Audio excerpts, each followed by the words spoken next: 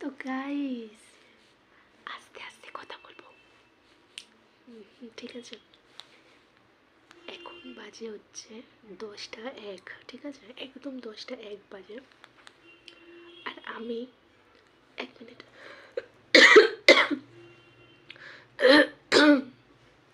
Sorry. তো এখন আমি ভিডিওটা করছি, ঠিক আছে? আমি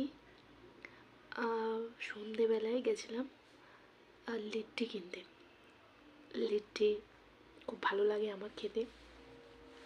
তো এখন আমি বসে বসে খেয়েছি লিট্টি চোখা, এত টেস্টি এত টেস্টি। কিন্তু লিট্টি খাওয়ার কারণ আছে, জানো তো? লিট্টিটা আমি খেয়েছি এর কারণে কি আমি রাতে আর খাবার খাবো না। কেন বলো তো?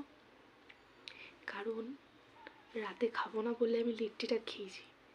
লিট্টিটা হচ্ছে শুকনো একটা খাবার, ঠিক আছে? ওটা হাত ভাত ধোয়ার ব্যাপার থাকে না। আর ভাতটা খেলে হাতটা ধুতে হবে।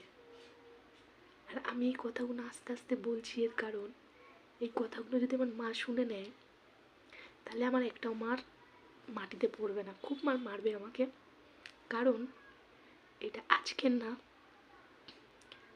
গত 2 দিন দিয়ে আমি ভাত খাচ্ছি না রাতে, এই হাত ধোয়ার ভয়। ইভেন আমি আজকের দুপুরেও খাবার খাইনি, না খেয়ে ঘুমিয়ে পড়েছিলাম দুপুরে। ঘুমিয়ে পড়লে তো আর ডাকবে না। কেমন বুদ্ধিটা? কে কে করো আমার মতন এরকম? কমেন্ট করে জানাবে। Tata guys, tata.